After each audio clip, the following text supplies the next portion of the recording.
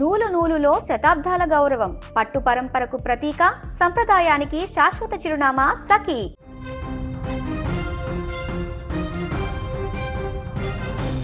రైట్గా తమిళనాడు రాజకీయాల్లో పెను సంచలనం నమోదైంది. ఇన్నాళ్ళు ఒక వెలుగు వెలిగిన అన్నా డిఎంకే పార్టీ ఇప్పుడు ఉనికి కోసమే పోరాడాల్సిన పరిస్థితి ఏర్పడింది.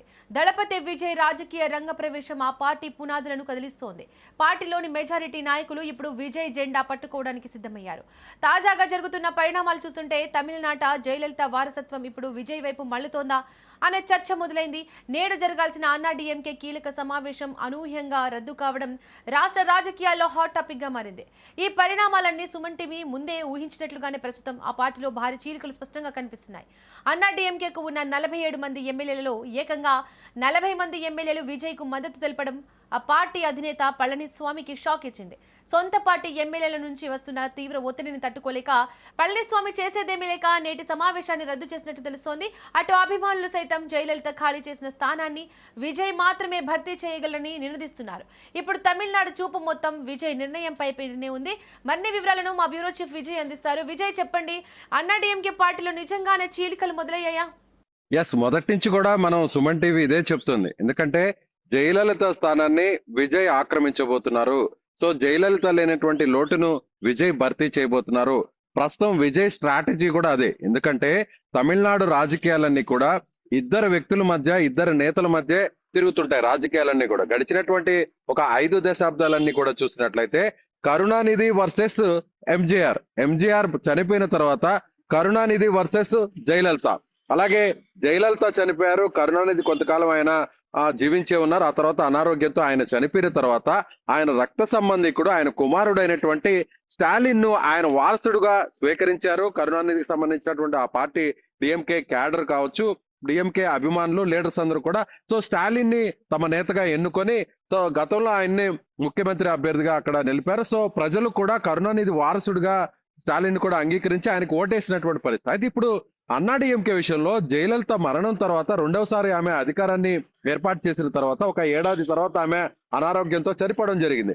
అప్పట్లోనే జయలలిత ముఖ్యమంత్రి స్థానాన్ని ఎవరు అధిరోహిస్తారనేటువంటి ఒక పెద్ద ఎత్తున ఒక హంగామా నడిచింది, హైడ్రామా నడిచింది. ఆ తర్వాత సో శశికళ కాకుండా పన్నీర్ సెల్వం కాకుండా సో ఇప్పుడు పళనిస్వామి అని సో అన్ని రకాల పెద్ద ఎత్తున హైడ్రామా నడిచిన తర్వాత పళనిస్వామిని ఎట్టకేలకు సీఎం చేశారు. పళనిస్వామి అధికార కాలం ముగిసిన తర్వాత జరిగినటువంటి ఎన్నికల్లో తిరిగి మళ్ళీ డిఎంకే పార్టీకి సంబంధించినటువంటి కరుణానిధి చనిపోయిన తర్వాత ఆయన కుమారుడు స్టాలిన్ ని అందరూ కూడా ఎన్నుకున్నారు. అయితే ఇప్పుడు స్టాలిన్ అయితే కరుణానిధి వారసుడుగా ఆయన సొంత కుమారుడు కాబట్టి ఆయన వారసత్వాన్ని అక్కడ క్యాడర్ గాని ప్రజలు కూడా అంగీకరించారు. అయితే ఇప్పుడు జయలలితకు కుటుంబం లేకపోవడం, ఆమె ఎవరిని కూడా వివాహం చేసుకోకపోవడం, ఆమె ఒంటరిగానే ఉండడం, ఆమెకు ఎవరు కూడా రక్త సంబంధికులు నేరుగా పార్టీలో కూడా లేకపోవడంతో ఇప్పుడు జయలలిత వారసత్వాన్ని ఎవరు ఆక్యుపై చేస్తారు అనేటువంటి ఉద్దేశంతోనే ఇప్పుడు అందరూ కూడా ఆ పార్టీకి సంబంధించినటువంటి నాయకులందరూ కూడా ఇప్పుడు విజయ్ వైపు చూస్తున్నారు అనేది మనం చెప్పాలి. గతంలో కూడా జయలలిత బతికి ఉన్నప్పుడే సో విజయ్ ని తన పార్టీలోకి ఆహ్వానించినట్టుగా అప్పుడు పెద్ద ఎత్తున ప్రచారం కూడా నడిచింది. సో ఖచ్చితంగా విజయ్ వస్తే తన వారసుడిగా విజయ్ ని అన్నా డిఎంకేలో ఆ స్థానంలో చూడాలనేటువంటి మొత్తం ఆ ఉద్దేశాన్ని కూడా అక్కడ ఉన్నటువంటి నాయకులు కూడా అప్పట్లో చెప్పారు అనేటువంటి ఒక ప్రచారం, వార్తలు కూడా పెద్ద ఎత్తున నడిచాయి. అయితే విజయ్ దాన్ని సున్నితంగా అప్పట్లో తిరస్కరించారు. అందుకే విజయ్ మీద ఆమె ఒత్తిడి తీసుకొచ్చేటువంటి ప్రయత్నం చేసింది, విజయ్ సినిమాలు కూడా అడ్డుకునేటువంటి ప్రయత్నం చేసింది అనేటువంటి ప్రచారం కూడా నడిచింది. అయితే ఇప్పుడు విజయ్ డిఎంకేలో ఉన్నటువంటి నాయకుల్ని తన వైపు తిప్పుకునేటువంటి ప్రయత్నం చేస్తున్నారు. అయితే ఇప్పుడు ఎక్కడ కూడా విజయ్ ఇమేజ్ డ్యామేజ్ కాకుండానే అన్నా డిఎంకేలో ఆ పార్టీకి సంబంధించినటువంటి నాయకత్వం లేమి ఉంది కాబట్టి సో ఇప్పటికే అక్కడ 47 మంది ఎమ్మెల్యేలు అన్నా డిఎంకేలో గెలిచారు కాబట్టి విజయ్ కు కూడా సో ఇప్పుడు ప్రభుత్వాన్ని ఏర్పాటు చేయడానికి, ముఖ్యమంత్రి పదవిని అధిరోహించడానికి కనీసం ఒక 10 నుంచి 12 మంది ఎమ్మెల్యేల అవసరం ఉంది. కాబట్టి ఓవైపు కాంగ్రెస్ పార్టీ మద్దతు ఇస్తున్నప్పుడు కూడా, వామపక్ష పార్టీలను మద్దతు ఇస్తున్నప్పుడు కూడా భవిష్యత్తును దృష్టిలో పెట్టుకొని విజయ్ ఒక పార్టీ నిర్మాణాన్ని తర్వాత విజయ్ కి అంతే క్రేజ్ ఉందా ప్రజల్లో? అంతే క్రేజ్ వస్తుందా ప్రజల్లో? దీపిక, మొదటి నుంచి కూడా తమిళనాడు రాజకీయాలన్నీ కూడా సినిమా రంగానికి, రాజకీయానికి ఖచ్చితంగా ముడిపడే ఉంటాయి. ఈ రెండిటికి ఒక అవినాభావ సంబంధాలని చెప్పాలి. రెండు కూడా ఒక ట్విన్స్ అనే మాట చెప్పాలి ఒక మాటలో చెప్పాలంటే. సో దాదాపు 108 స్థానాలను అక్కడ ఉన్నటువంటి తమిళనాడు ప్రజలు ఇచ్చారు కాబట్టి సినిమా రంగానికి సంబంధించినటువంటి ఎంజీఆర్, జయలలిత, కరుణానిధి ఇప్పుడు విజయ్.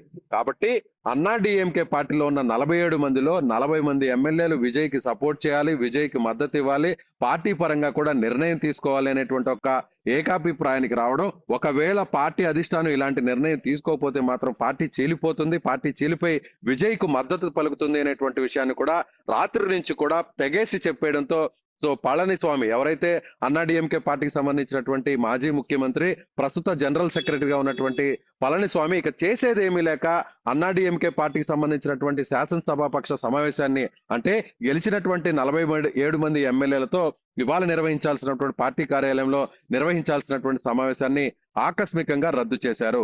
అంటే 40 మందిలో మెజారిటీ ఎమ్మెల్యేలందరూ కూడా విజయ్ కి సపోర్ట్ చేయాలి, విజయ్ ని సీఎం చేయాలి, విజయ్ తో పొత్తు పెట్టుకోవాలి అనేటువంటి తెగేసి విషయాన్ని చెప్పడంతో ఇప్పుడు అన్నా డిఎంకే పార్టీ అంతా కూడా ఖాళీ అయిపోతుంది అనేటువంటి ఒక ప్రచారం పెద్ద ఎత్తున తమిళనాడులో విజయ్ ఇటు నడుస్తుంది. 47 మంది ఎమ్మెల్యేలలో 40 మంది విజయ్ కి మద్దతిస్తున్నారు అన్న దాంట్లో ఎంతవరకు నిజం ఉంది?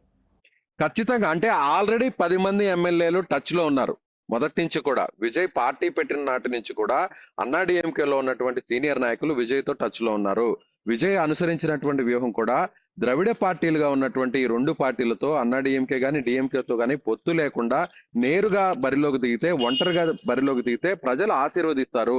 ఇప్పటికే ఇన్ని సంవత్సరాలు, దాదాపు 4 దశాబ్దాల నుంచి 2 పార్టీలను ప్రజలు చూసి విసిగిపోయినారు కాబట్టి, సో కొత్త పార్టీకి ఇప్పుడు అవకాశం ఉంది కాబట్టి ఖచ్చితంగా ఒంటరిగా పోటీ చేస్తే ప్రజల ఆశీర్వాదం ఉంటుంది అనేటువంటి ఉద్దేశాన్ని విజయ్ గెస్ చేశారు. ఇప్పుడు సరిగ్గా అదే జరిగింది. అయితే ఇప్పుడు అన్నా డిఎంకేలో ఉన్నటువంటి ఎమ్మెల్యేలందరూ కూడా ప్రస్తుతం అక్కడ పళనిస్వామి నాయకత్వాన్ని ఎవరు కూడా అంగీకరించేటువంటి పరిస్థితి లేదు.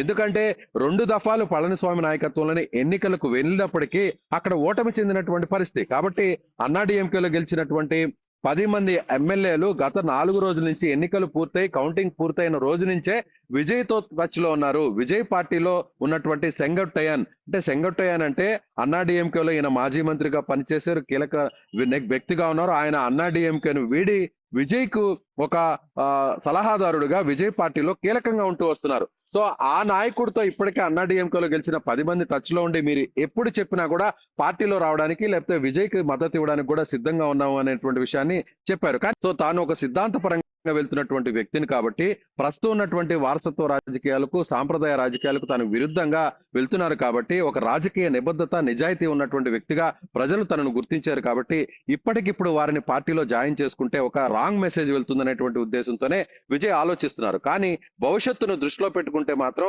అన్నా డిఎంకేలో ఉన్నటువంటి నాయకులందరూ కూడా ద్వితీయ శ్రేణి, తృతీయ శ్రేణి, అలాగే బూత్ లెవెల్లో ఉన్నటువంటి క్యాడర్ అంతా కూడా పార్టీ పటిష్టంగా ఉన్నటువంటి పార్టీ పరంగా చూస్తే అన్నా డిఎంకే ఆ నాయకత్వాన్ని అంతా కూడా ఇటువైపుకు ట్రాన్స్ఫార్మ్ చేసుకోవడానికి భవిష్యత్తులో అన్ని రకాల ఏర్పాట్లు జరగబోతున్నాయి. అందుకు ఇప్పుడు ఇవాళ జరగబోయేటువంటి పరిణామాలు, ఈ 2-3 రోజుల్లో జరగబోతున్నటువంటి పరిణామాలు కీలకంగా మారబోతున్నాయి. కాబట్టి ఇప్పుడు అన్నా డిఎంకేలో ఉన్నటువంటి మరొక 30 మంది కూడా ఎస్ విజయ్ తో పొత్తుకు వెళ్ళాలి.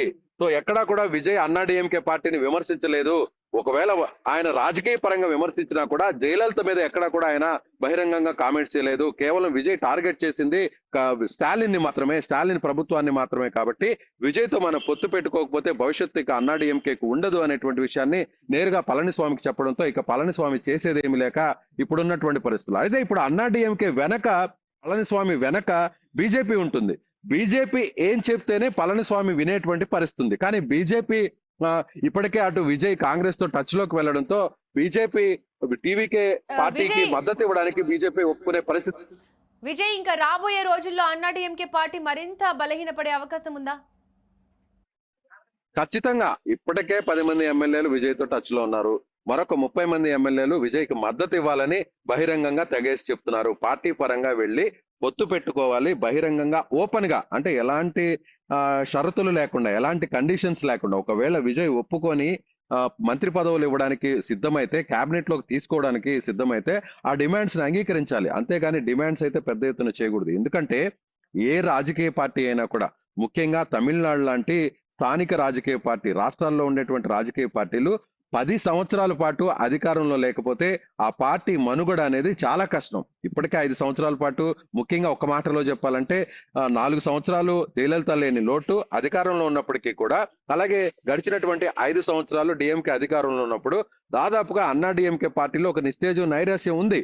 కాబట్టి రాబోయేటువంటి ఇంకొక 5 ఏళ్లు కూడా ప్రతిపక్షంలో కూర్చుంటే, అధికారానికి దూరం అయితే పార్టీకి సంబంధించినటువంటి ఎమ్మెల్యేలు కానీ నాయకులు కానీ కార్యకర్తల్లో ఒక మనోస్థైర్యం దెబ్బతింటుంది కాబట్టి సో వాళ్ళందరూ కూడా యాక్టివ్ గా ఉండాలంటే ఖచ్చితంగా అధికారానికి దగ్గరవ్వాలి. అప్పుడు పార్టీ భవిష్యత్తు ఒకవేళ ఉండాలంటే విజయ్తో ఓపెన్ గా పొత్తు పెట్టుకొని గవర్నమెంట్ లో మనం సంకీర్ణ ప్రభుత్వంలో ఒక భాగం అయితేనే పార్టీ భవిష్యత్తు ఉంటుందనేటువంటి విషయాన్ని కూడా అన్నాడీఎంకేకి సంబంధించినటువంటి ఎమ్మెల్యేలు అయితే తెగేసి చెప్పారని చెప్పాలి. చూడాలి రాబోయేటువంటి ఈ రోజు కానీ రేపు కానీ అన్నాడీఎంకేతో విజయ్ కలుస్తాడా లేదా. అదేవిధంగా విజయ్ ముఖ్యంగా ఇప్పటికే కాంగ్రెస్ పార్టీతో ఆయన టచ్ లో ఉన్నారు. కాంగ్రెస్ పార్టీ కూడా ఓపెన్ గా మద్దతు ఇవ్వడం జరిగింది. 5 మంది ఎమ్మెల్యేలు సపోర్ట్ ఇవ్వడం జరిగింది, ఇస్తామని కూడా చెప్పడం జరిగింది. ఇప్పుడు ప్రస్తుతం తమిళనాడుకు సంబంధించినటువంటి కాంగ్రెస్ పార్టీకి సంబంధించిన కార్యాలయంలో ఎమ్మెల్యేల సమావేశం జరుగుతుంది. సమావేశం ముగిసిన తర్వాత ఓపెన్ గా విజయ్ కి సపోర్ట్ చేస్తామనేటువంటి స్టేట్మెంట్ కూడా ఇవ్వబోతున్నారు. అదేవిధంగా వామపక్ష పార్టీలకు సంబంధించి కూడా సిపిఐ సిపిఎం నుంచి గెలిచినటువంటి చెరి 2 ఎమ్మెల్యేలు మొత్తం 4 కూడా విజయ్ కి సపోర్ట్ చేస్తున్నారు. అప్పుడు 9 సంఖ్య ఉన్నా కూడా ఇంకా కూడా విజయ్ కి ఎమ్మెల్యేల మద్దతు అవసరం ఉంది కాబట్టి సో విజయ్ ఖచ్చితంగా ఈ 9 మందితో పాటుగా అన్నాడీఎంకేలో ఉన్నటువంటి ఎవరైతే మద్దతు ఇచ్చేటువంటి ఎమ్మెల్యేలు ఉన్నారో వాళ్ళను కూడా కలుపుకొని పోవాలి అని కూడా విజయ్ పార్టీలో ఉన్నటువంటి కీలక నేతలు చెప్తున్నటువంటి పరిస్థితి. ఎందుకంటే ఇప్పుడు బీజేపీకి వ్యతిరేకంగా అక్కడ సంకీర్ణ ప్రభుత్వాన్ని ఏర్పాటు చేస్తే ఈ 10 మందితో పాటుగా మరొక 10 మంది మద్దతు కూడా ఉంటేనే ప్రభుత్వం సజావుగా సుస్థిరంగా ముందుకు సాగుతుంది. లేదంటే ప్రభుత్వం రేపు మళ్ళీ డిఫెన్స్ లో పడిపోయి బలహీనమై పడిపోయేటువంటి అవకాశం ఉందనేటువంటి సూచనలు కూడా విజయ్కి చేస్తున్నారు. కాబట్టి ఇప్పుడు విజయ్ ఆలోచిస్తున్నాడు అన్నాడీఎంకే ఎమ్మెల్యేలను చేర్చుకోవాలా కలుపుకోవాలా లేదా అనేటువంటి నిర్ణయం ఇప్పుడు తుది నిర్ణయం విజయ్ మీద డిపెండ్ అయిందని చెప్పాలి. Deepika. Right Vijay, thank you. మొత్తానికి తమిళనాడు రాజకీయాల్లో దళపతి విజయ్ ప్రభావం రోజు రోజుకు పెరుగుతున్నట్లు తాజా పరిణామాలు స్పష్టం చేస్తున్నాయి. అన్నాడీఎంకేలో నెలకొన్న అంతర్గత విభేదాలు, ఎమ్మెల్యేల మద్దతు మార్పులు రాష్ట్ర రాజకీయాలను కొత్త మలుపు తిప్పే అవకాశాలు కనిపిస్తున్నాయి. జయలలిత తర్వాత ఏర్పడిన రాజకీయ ఖాళీని విజయ్ భర్తీ చేస్తారా అన్న చర్చ ఇప్పుడు మరింత వేడెక్కింది. ఇక విజయ్ తీసుకునే తదుపరి నిర్ణయం తమిళనాడు రాజకీయ భవిష్యత్తును ప్రభావితం చేసే కీలక అంశంగా మారింది.